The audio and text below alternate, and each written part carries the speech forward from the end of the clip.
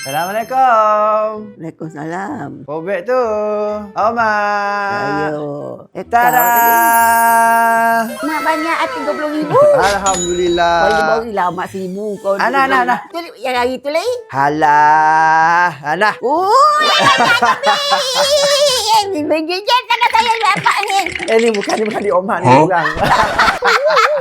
Ini duit nak bayar potai. Potai apa? Mana ada potai datang? Tak nak kena bayar potai. Ini yang dapat ni. Ni piala. Tempat ketiga. Alhamdulillah.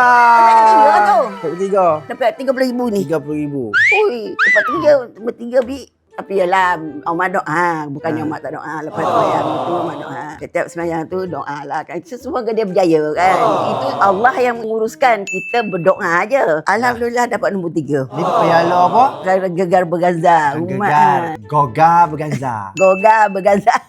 Pegang. Okey, 1, 2, 3. Aduh, boleh! Oh, mek boleh macam ni sedap sikit. Bapa dia kata pegang dia boleh. Tak ada yang dah. Cium sikit. Ui, 3 bulan. 3 bulan, Mak. Sekarang dah habis Goga berganza. Kita jual sambal. Oh, jual sambal pula.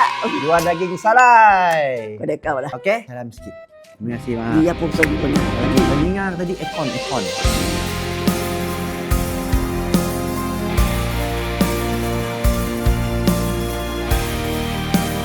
Ambil bau RM30,000. Aduh, pula bori lagi nak sikit. Ambil bau. Wih lama.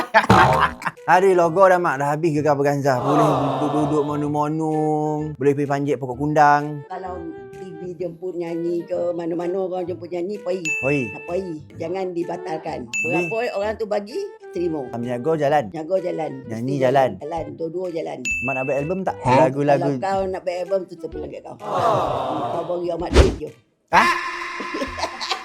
Duit penting oi. Yo. Duit apa nama-nama balian. Mak ambil ni yo. Piala ni adik-adik. Ada nak ada gigit siapa nama ada duit ni. Letak kat sebelah bantal tidur tu kan tengok. Alah, tak ada dah. Okey. Tak lalap atau orang tidur dah RM30,000 ni dah. Okey, Mak. Kau nak pergi mana? Nak pergi belakang. Nak jumpa acik-acik sambal.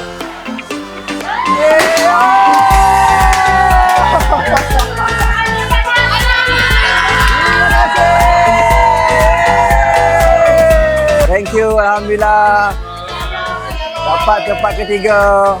Terima kasih. Diam dulu. Mana tu tiap ni? Bismillahirrahmanirrahim. Yeay! Ya betul. Nah, admin kau tak ada kerja 3 bulan kan? Pegang. Oh, apa? Acik Sambal, terima kasih. Pegang Cik. Terima kasih host.